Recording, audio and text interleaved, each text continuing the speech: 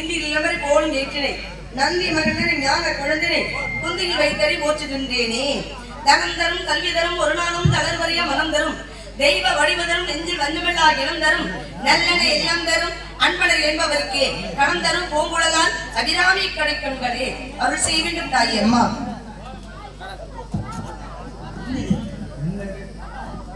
Hello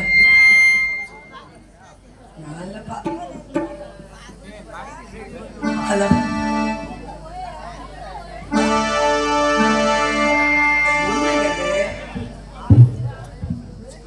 எங்க தொட்டாலும் ஆடுவே.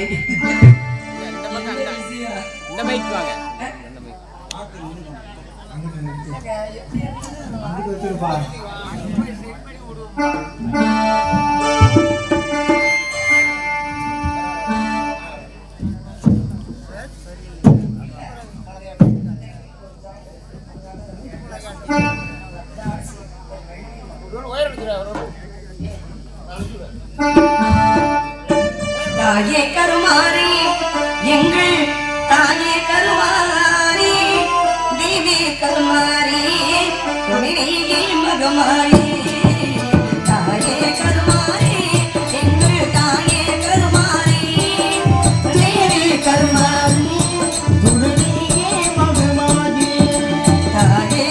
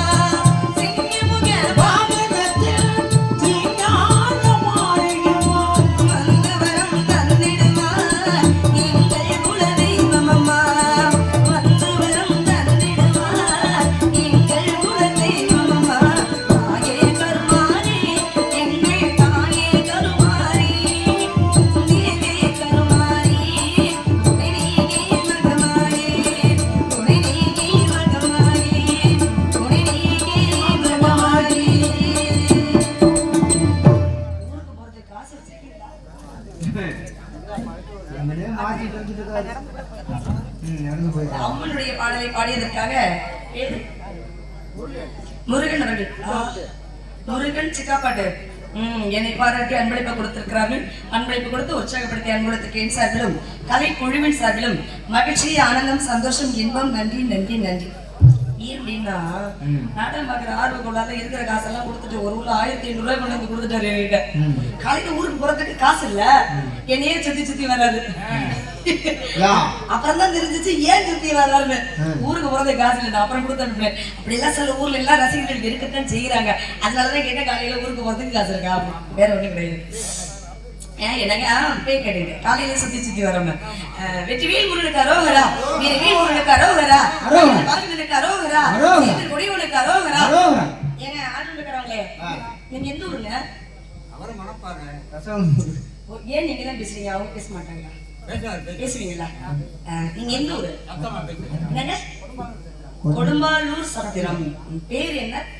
இதுக்கு முன்னாடி என்னை பார்த்திருக்கீங்களா? பார்த்தது. அதனாலதான் நான் கேட்கிற முதல் சந்திப்பு அப்படின்னு சொல்லிட்டு ரொம்ப சந்தோஷம். இந்த 4 பேர் 3 பேர் அரோகரா போறாங்களே, நீங்க ஏன் போடல? அப்படிலாம் கிடையாது.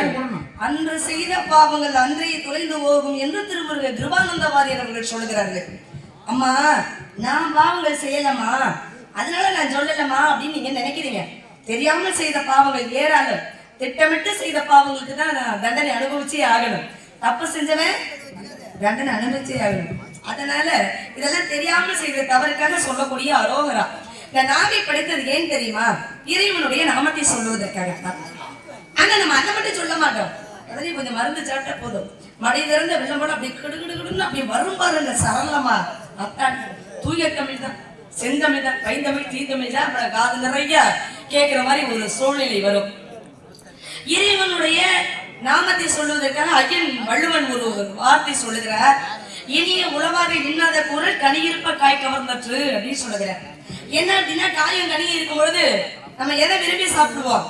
வாழைக்காய் வாழைப்பழம் இருக்கு, நம்ம எதை சாப்பிடுவோம்? வாழைக்காயவா? வாழைப்பழம் தானே சாப்பிடுவோம். அதே போல கொய்யாக்காய் கொய்யாப்பழம் இருக்கு, என்ன சாப்பிடுவோம்? கொய்யாப்பழம் தான் சாப்பிடுவோம். ஏன் அப்படின்னா பல்லுக்கு இதமா இருக்கும், நாக்குக்கு ருசியா இருக்கும், காய் கொஞ்சம் சிரமம் தான். ஆனா அதை சாப்பிட்டா சக்கரை வியாதி குறையும் சொல்றாங்க. அதெல்லாம் அப்புறம், அது அடுத்தது மருத்துவ குணம். ஆனா நம்ம விரும்பி சாப்பிடுறது எதுன்னா பழங்களைத்தான் நம்ம விரும்பி சாப்பிடுவோம். அதனாலே இனிய சொற்கள் இருக்கும் பொழுது தீய வார்த்தைகள் எதையும் நம்ம பயன்படுத்த வேண்டிய அவசியமே கிடையாது. ஒருத்தர் என்ன சொல்றாரு அப்படின்னா, 1000 பேருக்கு அன்னதானம் போடுங்க புண்ணியம் வந்து செய்யறோம் அப்படின்னு சொல்றாரு. ஏமா நாங்க இருக்கிற நிலைமையில ஒவ்வொரு நாளும் 1000 பேருக்கு அன்னதானம் போடுற சூழ்நிலையாமா இருக்குப்பா அப்படின்னு நினைக்கிறீங்க. 1000 பேருக்கு நீங்க போட வேணும். அந்த தர்மம் உங்களால செய்ய முடியாதுன்னு எனக்கும் தெரியும். அதுக்கு என்ன செய்யறாரு அப்படின்னா, ஒரு ஆட்டு மாட்டுக்காவது ஒரு பச்சிலையே கொடுக்கலாம். ஒரு முருங்கைக்கீரையை ஒடிச்சு கொடுக்கலாம், ஒரு அகத்திக்கீரையை ஒடிச்சு கொடுக்கலாம், இல்ல கிழுவ தலைய, இங்க கிழுவ தலைன்னு சொல்றீங்களா என்னன்னு தெரியல, எங்க ஊர்ல கிழுவ சொல்லுவீங்களா? சரி, ஊருக்கு தோறும் வாசகை வேறு, அதனால நான் கேட்டுக்கிறது, வேற ஒன்றும் கிடையாது. என்னங்க அதை வந்து கொடுக்கலாம். ஆனா அதெல்லாம் கொடுக்க முடியலையேம்மா, நாங்க எங்கம்மா களை செடி கொடிகள் எல்லாம் தேடிட்டு போறது அப்படின்னு நினைச்சீங்கன்னா அதுவும் கிடையாதா? நம்ம தினம் தினம் சாப்பிட்றோம் இல்லையா சாப்பாடு, அது என்ன ஆகுது அப்படின்னா, ஒரு பிடி சாதத்தை எடுத்து இது வேற ஜீவராசிகளுக்கு தான தர்மத்துக்கு கொடுக்குறோம் அப்படின்னு சொல்லி ஒரு பிடி சாதத்தை எடுத்து வச்சிடலாம். என் கூட யார் சாப்பிட்டது? நீங்க தான். நீங்க சாப்பிடலையோ? யாரும் சாப்பிட்டீங்க, கவனிச்சிருக்கணும். அப்போ ஒரு பிடி சாதம் எடுத்து வைக்கிறோம். ஏன் அப்படின்னா, இது ஏதோ ஒரு இரும்பு கல்யாணம் கொழு பூச்சி ஏதோ ஒன்று சாப்பிட்டு போட்டோம், அதுக்கு தானம் செய்கிறது. அதுவும் முடியலமா, ஏமா எங்களுக்கு கிடைக்கிறதே பெரிய விஷயம், அதுல ஒரு பிடி சாதத்தை எங்க மல்லி வைக்கிறது அப்படின்னு நினைச்சீங்கன்னா, இனிய சொற்களாலே மற்றவர்களை பேசினாலே போதுமா, அதுவே பெரிய தர்மம். உதவி செய்யாம இருந்தாலும் பரவாயில்ல, கோத்திரியமனாம இருக்கும் பாத்தீங்களா, அதே பெரிய தர்மம் அப்படின்னு சொல்லப்படுகிறது. அதனாலதான் எம்பெருமான் முருகப்பெருமானுடைய நாமத்தை நம்ம சொல்லலாம். இதுக்கு உனக்கு காசு பணம் தேவையில்லையே, சொல்லலாம் இல்லையா? யாராருக்கு என்னென்ன தெய்வங்கள் பிடிக்கிறதோ அந்த தெய்வத்தோடைய நாமத்தை நம்ம சொல்லிக்கிட்டே இருக்கலாம், தவறே கிடையாது. எனக்கு எம்பெருமான் முருகப்பெருமானை பிடிக்கும், அதனாலே எம்பெருமான் முருகப்பெருமானுடைய நாமத்தை நான் சொல்லுகிறேன். ஏன் கூட சேர்ந்து தனி வழிபாட்டை காட்டிலும் கூட்டு வழிபாட்டுக்கு சக்தி அதிகம் என்று சொல்லுவது வழக்கம். அதனாலதான் ஊரு கூடி தேர் எடுத்தாதான் வந்து சேரும். ஒருவர் பிடிச்சு இழுத்தா வருமா அப்படின்னா வராது. ஒரு கை தட்டினால் ஓசை வருமா? வராது. தனிமரம் தோப்பாகுமா? ஆகாது. இப்ப என்ன பண்ணணும்? நம்ம எல்லாரும் சேர்ந்து கூட்டு வழிபாடு செய்ய வேண்டும். அதனாலதான் அம்மாளுக்கு மாரியம்மனுக்கு திருவிழா என்று ஒன்று வைத்து அதுல 6 நாள் நாடகம் பாருங்க, ரொம்ப சிறப்பு. அதான் என்ன நாடகம் இருக்கா? நாளைக்கு மறுநாள் பக்கத்துல பக்கத்து கிராமத்துல, ஒரு கிலோமீட்டர்ல தான் நாளைக்கு வேற கிராமம் அது. இந்த கிராமத்துல 6வது நாள் நாடகம் வைக்கிறது எவ்வளவு ஒரு சிறப்பான விஷயம் தெரியுமா? ஏன் அப்படின்னா, முதல்ல நன்றி சொல்லணும். யாருக்கு? ரசிகன் இல்லாத அழகும் கலையும் பெருமை கொள்ளாது. எவ்வளவுதான் பெரிய பேச்சாளராக இருந்தாலும், பெரிய ஆன்மீக சொற்பொழிவாளராக இருந்தாலும், பெரிய பாடகராக இருந்தாலும், ரசிகன் என்று ஒருவன் அமர்ந்து அதை ரசிக்கவில்லை என்றால் பெருமை கொள்ள முடியாது. நான் பெரிய நடிகன் யாரை வச்சு சொல்ல முடியும்? நான் பெரிய பேச்சாளர் யாரை வச்சு சொல்ல முடியும்? ரசிகன் ரசிகன். அப்படிப்பட்ட ரசிகன் இல்லை என்றால் அழகும் கலையும் பெருமை கொள்ளாது என்ற ஆன்றோர்கள் வாக்கு. அதனால முதல்ல ரசிகர்களுக்கு நன்றி சொல்லணும். கூட்டம் குறைவா இருந்தாலும் நல்ல ரசிகனீங்க, அதுலயே எனக்கு ரொம்ப மகிழ்ச்சியா இருக்கு. அதுக்கு அடுத்ததா இசை கலைஞர்கள். நாங்க செய்யக்கூடிய சின்ன சின்ன தவறுகள், பெரிய பெரிய தவறுகளை சரி செய்து அழகாக கூட்டிக் கொண்டு செல்வது யார் என்றால் இசை. 4 பேருக்கு நன்றி, ரொம்ப சந்தோஷம். அதுக்கப்புறம் நான் பேசக்கூடிய பேச்சாக இருக்கட்டும், பாடலாக இருக்கட்டும், தெல்ல தெளிவா நான் பேசுறது உங்களுக்கு கேட்கறதுல தெல்ல தெளிவா கொண்டு வந்து சேர்க்கிறாங்க பாருங்க. ஒளி அமைப்பு பேர் என்ன? ஸ்ரீ பவர் மேட்டுப்பட்டி அவர்களுக்கு ரொம்ப மனமார்ந்த காகம்பட்டி காகம்பட்டியா மேட்டுப்பட்டின்னு அதுக்கு இருந்துச்சா? அது அவருக்கு தான் கேட்கணும். சரி. காகம்பட்டி அவர்களுக்கு ரொம்ப மனமார்ந்த நன்றி. அதை விட அதை இயக்கி கொண்டிருக்கக்கூடிய இயக்குனர் அவர்களுக்கு ஒரு ஊர்ல நேத்து முந்தானேத்து ஒரு ஊருக்கு போயிருந்தேன், மீன்சுருட்டி பக்கம். நான் வந்து முதல் பாட்டு பாடும் பொழுதே சத்தம் கொஞ்சம் வெளியில கேட்கல. உடனே ரசிகர் வந்து அதை கொஞ்சம் ஏத்துங்க, இதை கொஞ்சம் ஏத்துங்க அப்படின்னு சொல்லிட்டு இருக்க. உடனே அவர் சொல்ற, அந்த அம்மாக்கு தொண்டை சரியில்லைப்பா, தொண்டை சரியில்லை அப்படிங்கிற. நான் பார்த்து அப்படியே சிரிச்சுக்கிட்டே, நான் ஒண்ணுமே சொல்லல, நான் சிரிச்சுக்கிட்டேன். வேற வழி, நான் யாரையுமே கோவப்படவே மாட்டேன். அது என்னுடைய சொந்த வழக்குகள் கூட. கோமா பேசுறது வழக்கமே அல்ல. அதான் நான் சொன்னேனே, இனிய சொற்கள் இருக்கும் பொழுது தீய சொற்கள் எதற்கு அப்படின்னு சொல்லி. அதே போல அவர் நசரிச்சிலே பாடி முடிச்சுட்டு அப்புறம் சரி பண்ணி வச்சுட்டாங்க, நல்லா போனது. ஒரு ஊர்ல எனக்கு விக்ஸிம் டைப் கொடுத்தார், ஒளிபெருக்கி கரவங்க. ஏங்க அப்படின்னா, தொண்டை சரியில்லை, விக்ஸ் மூட்டையை வாய் போட்டுக்கோ அப்படின்னாரு. அதெல்லாம் சேர்ந்துச்சு ஒரு ஊர்ல பாருங்க. நான் சிவனேன்னு இருக்க சங்கத்துல அவதாரம் கட்டுற அளவுக்கு கொண்டு வந்து நான் வந்து பஞ்சாயத்து எல்லாம் நின்றுருக்கேன் இந்த ஒளிபெருக்கிக்காக. அதனால அது நல்லா இருந்தாலும் ஒன்றும் சொல்ல மாட்டேன், நல்லா இல்லைன்னாலும் ஒன்றும் சொல்ல மாட்டேன். ஏங்க ரசிகர்கள் நல்லா இல்லமா அப்படின்னு சொன்னாலும் நான் வருத்தப்பட மாட்டேன். ஏன் அப்படின்னா எனக்கு இவ்வளவுதாங்க பேசுச்சுனா இல்ல ஜானகம் அல்ல, நான் அவ்வளவுதான் பாட முடியும்னு சொல்லுவேன். அப்படிப்பட்ட ஒளிபெருக்கிக்கு நன்றி சொல்லணும். இந்த 3 பேருக்கு நன்றி சொன்னா போதுமா? ரசிகர், இசை கலைஞர்கள், ஒளி அமைப்பாளர்களுக்கு நன்றி சொன்னா போதுமா? பத்தாது. அப்புறம் வேற யாருக்குமா நன்றி சொல்லணும்? நம்ம நாடக அமைப்பாளர் இருக்கார் இல்லையா, அவருக்கு தீர்க்க ஆயுசாவும் நோய் நொடியின்றி நல்ல உடல் ஆரோக்கியத்தோடும் மன சந்தோஷத்தோடும் நல்ல இல்வாழ்க்கையோடும் மகிழ்ச்சியாக வாழ வேண்டும். அதுல இந்த ஊர்ல நாடகத்தை வைத்து அது 6வது நாள்ல எனக்கும் பங்கு பெற ஒரு வாய்ப்பு கொடுத்த அந்த நாடக அமைப்பாளர் வெங்கடேசன் அவர்களுக்கு என் சார்களும் கலை குழுவின் சார்களும் மகிழ்ச்சி, ஆனந்தம், சந்தோஷம், இன்பம், நன்றி. அவர் நினைச்ச வேற வழியே போட்டுக்கலாமா? போட்டுக்கலாம். ஆனா எனக்கு அந்த வாய்ப்பை கொடுத்த அண்ணா அவர்களுக்கு நன்றி, ரொம்ப சந்தோஷம். முருகனை வணங்குவோமா?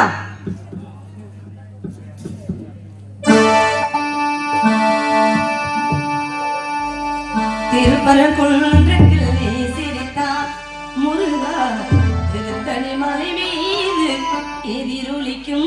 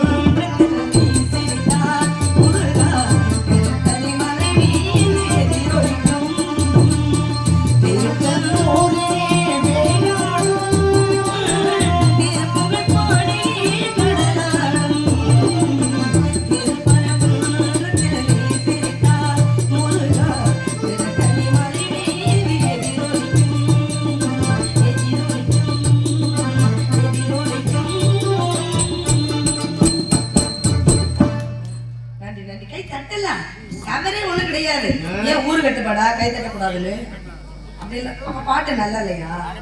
அப்புறம் ஏன் கை தட்ட மாட்டேங்கிறீங்களா? ஏன் இது வந்து கை தட்டுறது மாதிரி தெரியல, இது வெறுப்புல தட்டுற மாதிரி இருக்கே அப்படிலாம் கிடையாது. இந்த கை தட்டுறதுனால பாருங்க, ஒரு கல்லுல ரெண்டு மகன் சொல்லுவாங்க. என்னம்மா நாடகம் முடிஞ்சிருச்சா? என்ன பாயை சுருட்டிட்டு கிளம்பியாச்சு?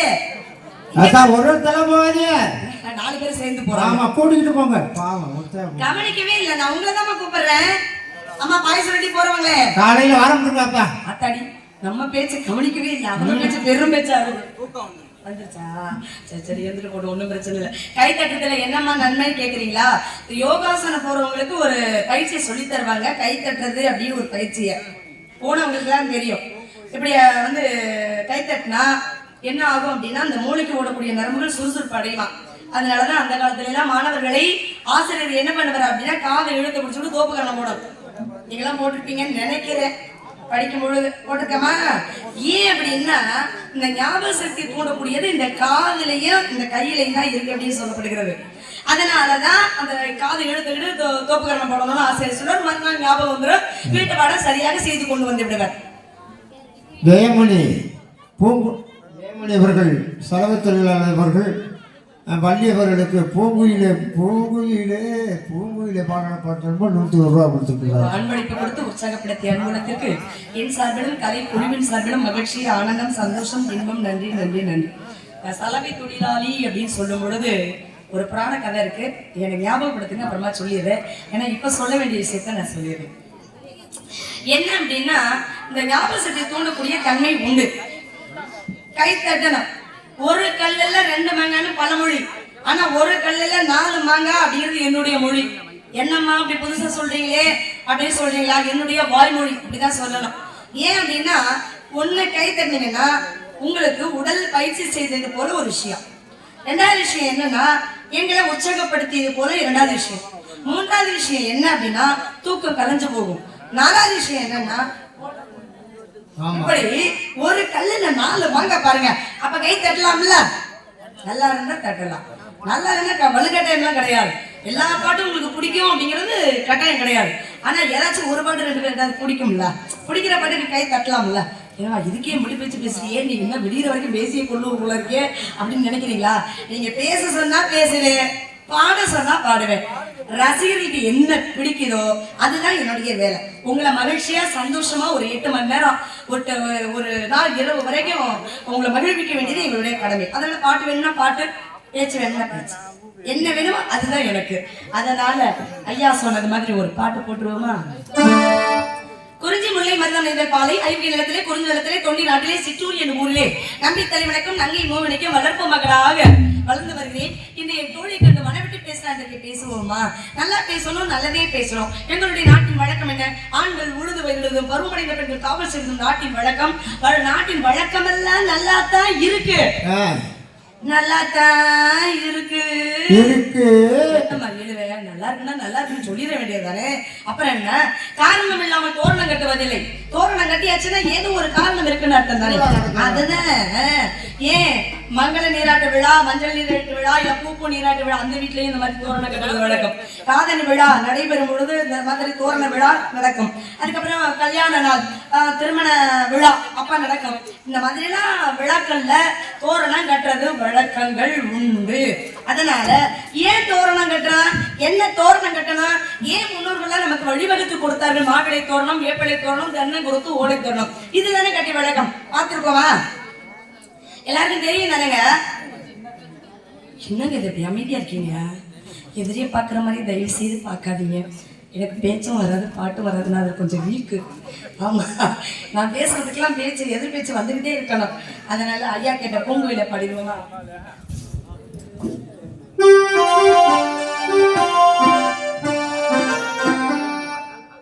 பூங்குயிலே பூங்குயிலே எத்தனை நாள காத்திருந்தே, நாளான கண்ணி பொண்ணு நானும் வாடாத ரோசா கண்ணு, நானும் வாடாத ரோசா கண்ணு.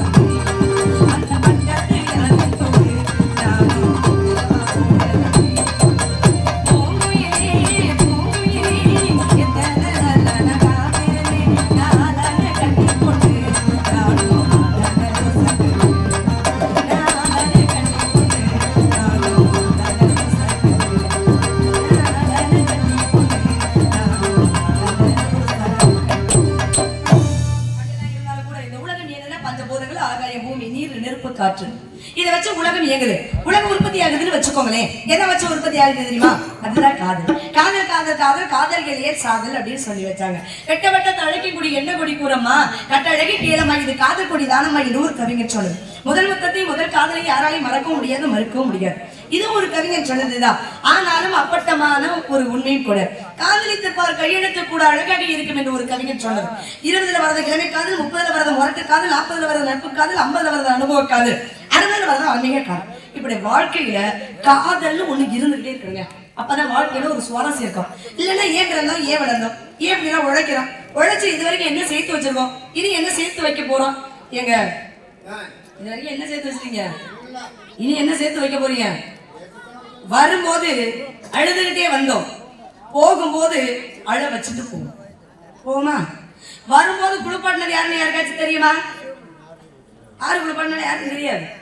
போகும்போதாவது குளிப்பாட்டுவாங்களே அவங்களாச்சும் யாராவது தெரியுமா யாருக்காவது? அதுதான் வாழ்க்கை. இருக்கும் பொழுது மகிழ்ச்சியா சந்தோஷமா இன்பமா இருந்துக்கணும்.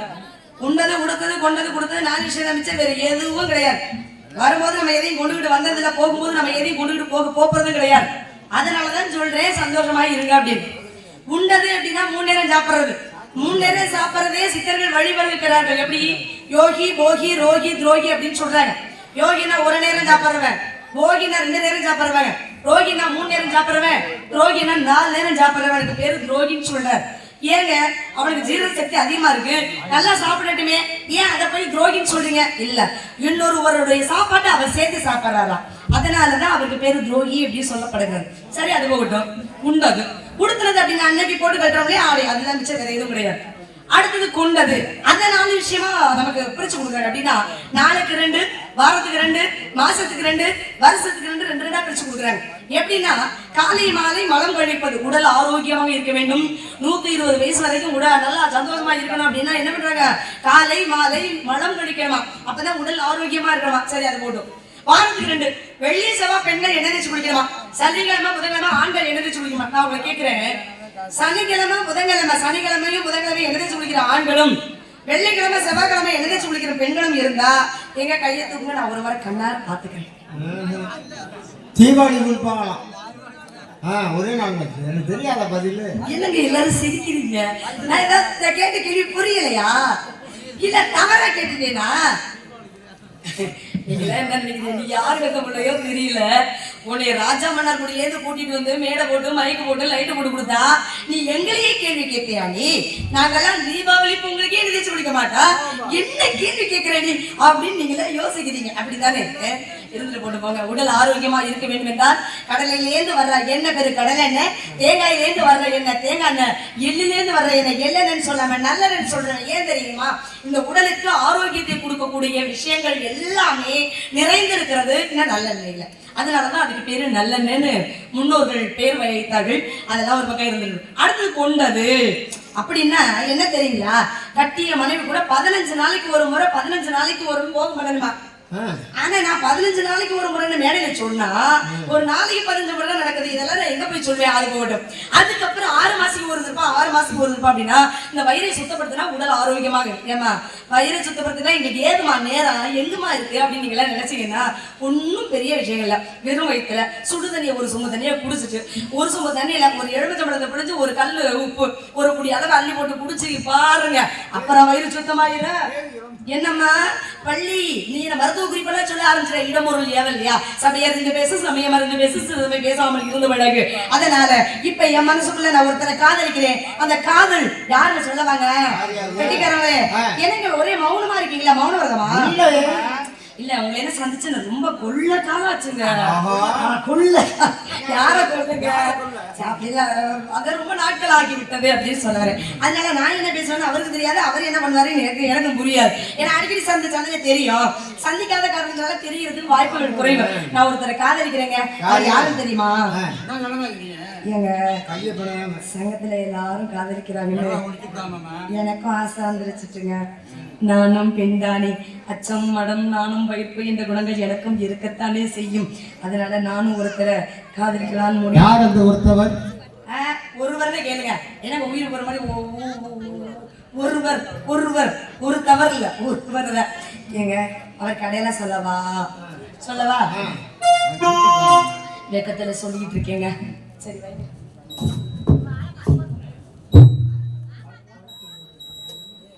பாடிடுவோமா? அப்ப சுதி வைங்க, நாடகம் மாறி போயிருமே, பரவாயில்லையா?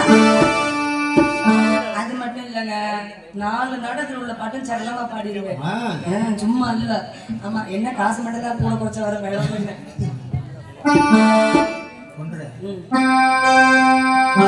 புதுவலையில இறைச்சி துண்டையில தான் நினைச்சி ஏ மாமங்கிட்ட பேச போறே மணிகணக்கா மணிகணக்கா பேசணும்னு எனக்கும் ஆசைதான், அவருக்கும் ஆசைதான். நாடகம் நடிக்கிறா இப்படி இப்படியே காதுல வச்சுக்கிட்டு பேச ஆரம்பிக்கிறா, நான் தூக்கிடுவேன், செல்லு கீழே விழுந்துரும். அதே அடி மூதேவி அடி மூதேவி அப்படின்னு வச்சிருவாப்புல. அதுதான் நடக்குது, தினம் தினம் இப்படித்தான் நடந்துகிட்டு இருக்கு. அதனால இங்கே எப்படி பேசி கொள்றேனே அவரை எப்படி பேசி கொள்ளுவேன். ஐயா நீங்க வேற பொங்கலுக்கு அடிச்சு விரட்டி விடுறதா, ஐப்பசி மாசம் தீபாவளி கொண்டாடுறதுக்கு வீட்டுக்கு வந்தா போதுன்னுறாப்புல.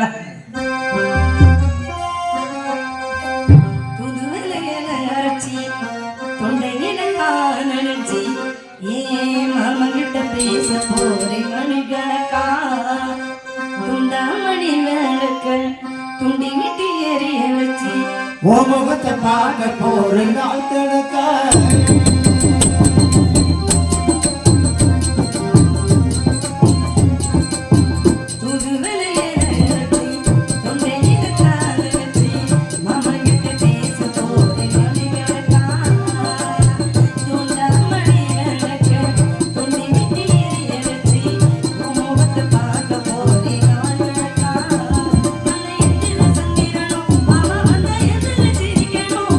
அந்த அம்மையும் ஒரு வசையும்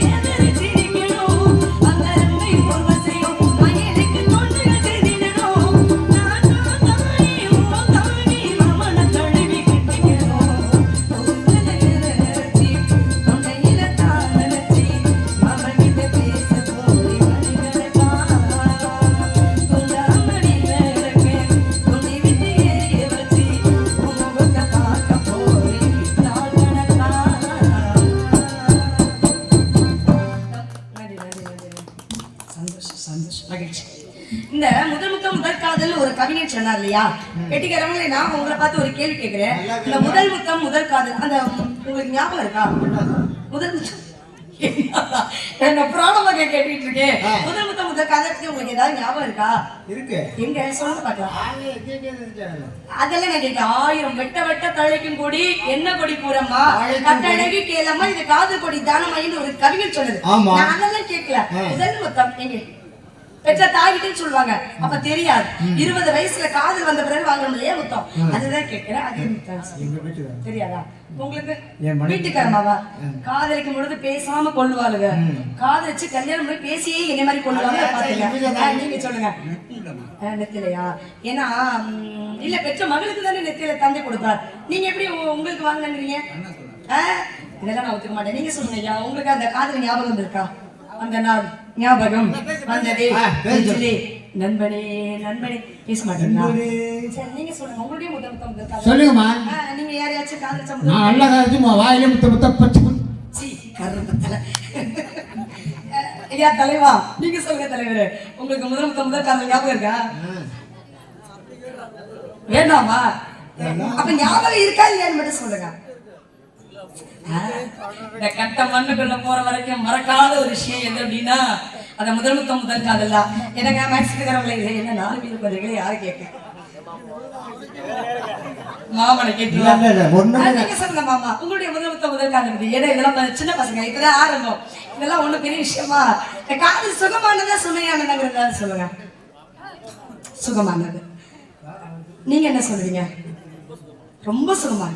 நீங்களா யாராச்சும் சொல்றீங்களா? பாடிடுறேன். சொல்லுங்க. யாருக்கும் வாய்ப்பு இல்லை ராஜா, வாய்ப்பு இல்லை. யாரும் சொல்ல மாட்டீங்களா? என்னங்க காதல் சுகமானதா சொன்ன சொல்லுங்க.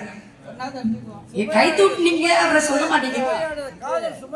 அப்படி சொல்லியா? அதனாலதான் தாடி வச்சிருக்கீங்களோ? காதல் என்பது வந்து சுகமான சுமை. அதுல இன்னொரு அனுபவங்கள் இருக்கு. காதல்ங்கிறது காக்காப்பி மாதிரி யாரு தலையே எப்ப வேணாலும் விழும், வேணாலும் சொல்ல முடியாது. செல்ல விழுதுட்டு என்ன பபுல்கா முட்டாய் மாதிரி தான். வாயில போடும்போது இனிப்பா இருக்கா, அப்புறம் நில்லவும் முடியாம துப்பவும் முடியாம முழுகவும் முடியாம ரொம்ப அவசரப்படணும். அதுக்கு பேரு தான் காதல். அப்படிப்பட்ட காதல் தான் இப்ப ஏன் தலையில விழுந்துருச்சுன்னு சொல்றேன். அப்படியாமா? காக்காப்பி தலையில விழுந்துருச்சு. காதல் என் தலையில விழுந்துருச்சுங்க. அது எப்படிப்பட்ட காதல்? என்னங்க பெட்டிக்காரங்க, நீங்க சும்மா தானே இருக்கீங்க. சும்மா பேசுறேன். சும்மா இருக்கங்க. அப்படி எல்லாம் கிடையாது. இல்ல ஒரு இழுவ அதுல எல்லாம் ஒண்ணு இல்லல்ல. தனியாளு. சே எனக்கு ஒரு உதவி பண்றீங்களா? ஏன்னா அவர்கிட்ட போய் நீங்க தான் சொல்லலாம். என்ன? உங்க தலைமையில தான் எனக்கு எல்லாமே நடக்கணும். இது எனக்கு கல்யாணம் மண்டபமா? காலையில நம்ம தலைமையில நடக்கணும். பாப்பா டிஃபரன்ஸ் செலவு எல்லாமே அது போகும். ஐயே, நான் அதுக்கெல்லாம் பயப்பட மாட்டேன். நான் பயப்படுற ஆள் நினைச்சுங்களா? அது வேற ஆளு. ஆனா ஒளிபெருக்கில சொல்லுவேன், நான் தான் கஞ்சதரா எச்சரிக்கையில காக்கா விரட்ட மாட்டேன்னு இங்கே சொல்லுவேன். அது வேற. ஆனா இப்ப நான் உங்களை கேட்கிறேன், நீங்க உதவி செய்வீங்களா மாட்டீங்களா? செஞ்சிடணும். எல்லாரையும் கேட்டேன் இந்த முதல் காதல்ல. ஏன்னா ஒரு பெற்ற தந்தை பெண்மகளுக்கு எங்கே முத்தம் கொடுப்பாரு அப்படின்னா நெத்தியில கொடுப்பாரு. இது பெரிய விளக்கம்லாம் இருக்கு, எல்லாத்தையும் சொன்னா நேரம் ஆகும். அதுல குறிப்பா சொல்லிடுறேன். இப்ப பெற்ற மகனுக்கு ஒரு தாய் கொடுக்குறா அப்படின்னா கண்ணத்துல கொடுப்பா. முதல் முத்தம் நரசமா தான் கொடுத்துருவாங்க, நமக்கு தெரியாமலேயே. அதெல்லாம் கணக்குல வராது. ஆனா நமக்கு நினைவு வந்த பிறகு, ஞாபகம் வந்த பிறகு, கருத்தை தெரிஞ்ச பிறகு தாய் தான் முதல் முத்தம் கொடுப்பா அப்படின்னு எல்லாரும் சொல்லுவாங்க. நான் அதையெல்லாம் சொல்லலே. காதலிக்கும் பொழுது அந்த காதல் அந்த முத்தம் தான் நான் சொன்னேன். இந்த மூதட்டோரும் சிவப்ப நீங்க எல்லாம் வாங்கினதுலாம் சொல்ல மாட்டேங்கிறீங்க, நான் சொல்லிக்கிறேன். மூதட்டோரும் சிவப்ப அந்த மருதாணி கடனாக்கிக்கும் நீ சிரிச்சாலே சில நேரம் அந்த நிலவு வந்து உழவு பார்க்கும். தெரிஞ்சா தெரிஞ்சுக்க, தெரியல விட்டுருங்க. பாடிதான் விடுவோம் வாங்க 2 பேரும் சேர்ந்து. இந்த பாட்டை அப்படியே பாடுங்க, நல்லா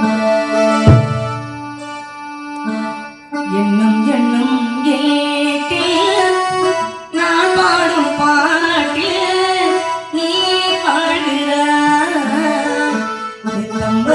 மூச்சு நான் பேசும் பேச்சு நீ பாடுறாய்.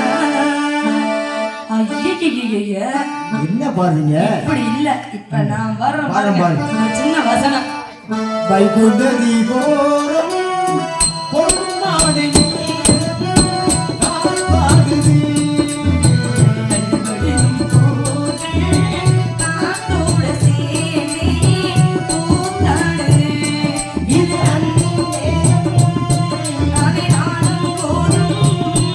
இது அன்பின் நேரம், நாடும் போதும். காற்றே, வைகுண்ட தீபோரம் பொன்மாலை நேரம் காத்தாடுது. கரெக்ட், இது கரெக்ட்.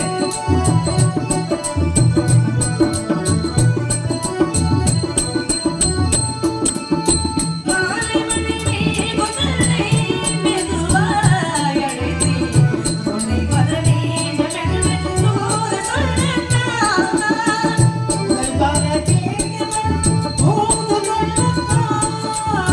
மூன்று வரும் மோகங்களை மடலாய் மறைத்தே, உன்னை புகழ் பூத்த வண்ணம் ஞானத்தான். கோவை புஷ்பம்தான், திருக்கோயில் சிற்பம்தான்.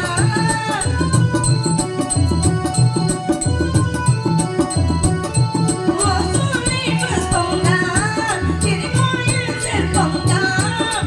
இது தாகம் தாளம் பாவம் அன்பே கூறும். வைகுண்ட தீபோரம் மாலை நேரம் காத்தாடுது. பல்வழுகி பூக்கள் காற்றோடு சேர்ந்து பூத்தாடுது.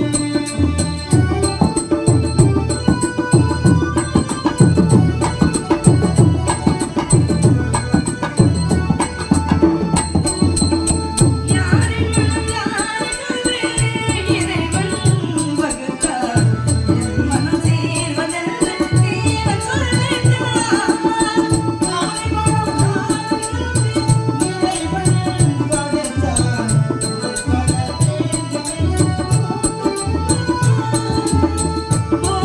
பூஜைக்கினேற்றதென்று மலரை படைத்தார். தலைவனும் மாலை என்று சோலை வளர்த்தார். பொன்னின் நகம்தான், வெளிமாடும் நிறம்தான்.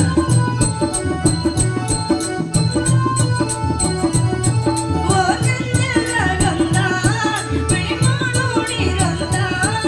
இது அன்பின் வேதம் நாளும் போதும் காற்றே. வைகுண்ட தீபோரம்